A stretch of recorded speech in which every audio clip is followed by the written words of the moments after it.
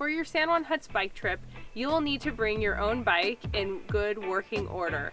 It's a great idea to take it into your local mechanic before your trip and then take it out on the trail for a few short rides to make sure everything's working okay.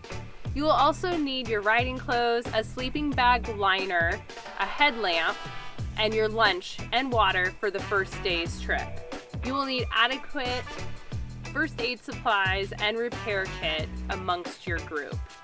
When you're packing for your trip, refer to our Biker's Bible for a very thorough list and make sure you aren't bringing too much. The biggest thing we hear from most folks is they brought too much on their trip. Remember, this is an adventure without the weight. Remember to check the weather right before your trip to make the final call on what extra layers you need to bring. When you're with your entire group, do one final repacking session to make sure you aren't bringing anything extra before your trip. If you're coming from lower elevations, we recommend coming to altitude at least a couple of days before the start of your trip. The worst of symptoms happen in the first few days, so it's good to get that out of the way before you start riding. Some things to remember when you're out riding on the trail is that you're going to have 7 days of riding, so you don't need to be in a hurry. Make sure to take time to take a good lunch break and enjoy the views along the way. Colorado and Utah are really dry states, so it's important to drink plenty of water and electrolytes to stay hydrated on your trip. Make sure everyone in your group has the GPS tracks downloaded on your phone, and when you're using your phone, that your phone is in airplane mode to conserve battery. Stick together as a group and have a plan to either wait at each intersection or to split into smaller groups. But don't just wing it, as this is how people can get lost. When riding in the high alpine terrain, lightning can be a real concern.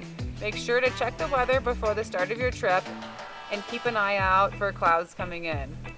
If you think there might be potential lightning, make sure to leave the hut early in the morning to get your riding done before the afternoon rains come in. If you are caught in a storm, seek lower elevation in densely covered forests and spread out. Dense trees make a good shelter. One lone tree in a field does not. When you're in the desert country, be aware of flash flooding. Even if it's not raining where you are, if the mountains are receiving heavy rain, flash floods can happen.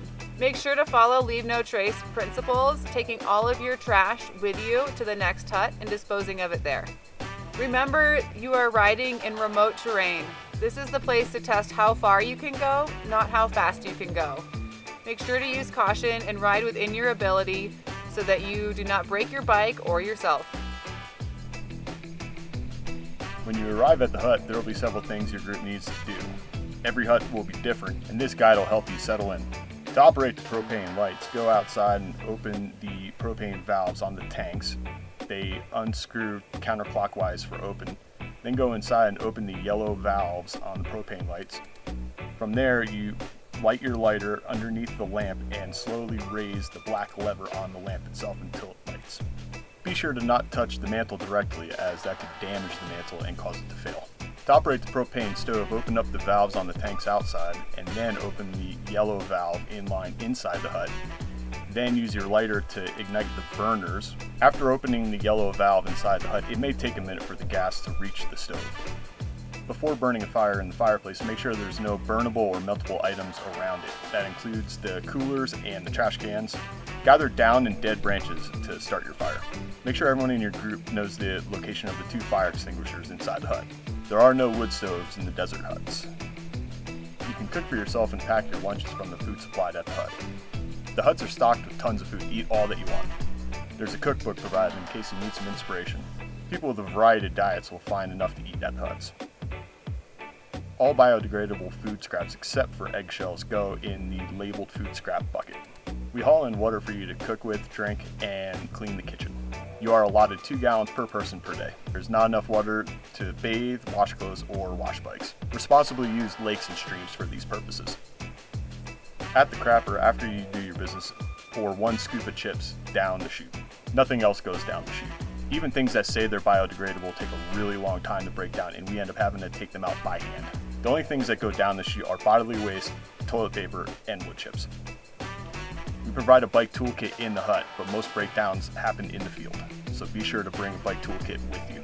Cleaning your bike every night with rags and the brush will keep it operating all the way to Moab. Remember, water is for cooking, drinking, and cleaning, not for cleaning up muddy bikes. So now it's time to leave the hut and head on over to the next hut. There's a few things you need to remember to do before you leave. The first is wash your dishes, gather the 3 provided wash bins, fill one up with water and soap, the next just with water, and the last with water and 1 teaspoon of bleach. So after all used dishes are cleaned and dried, return them to the shelf in an orderly manner. Filter all the water through the screens in the sink basin, and then take the buckets out about 20 feet from the hut to dispose of. Take all of your food scraps over to the food compost bin and throw them in. Add 1 scoop of wood chips and thoroughly stir all of the matter. Make sure to secure the lid of the compost bin with the provided carabiners. Remember, eggshells go in the trash, not the compost bin. Organize the hut and leave it better than you found it. Sweep the bunks and the floor, wipe down all hard surfaces and the sleeping pads with disinfectant. Give the floor a quick mop if it needs it. Have everyone in the group come back and inspect the hut to make sure you didn't miss anything. Make sure all the lights and the stove are turned off in the hut, as well as you have turned off the propane tanks outside. If you use the wood stove, please make sure the fire is completely out. Tell the hut goodbye, gather your things, and don't forget to lock the front door.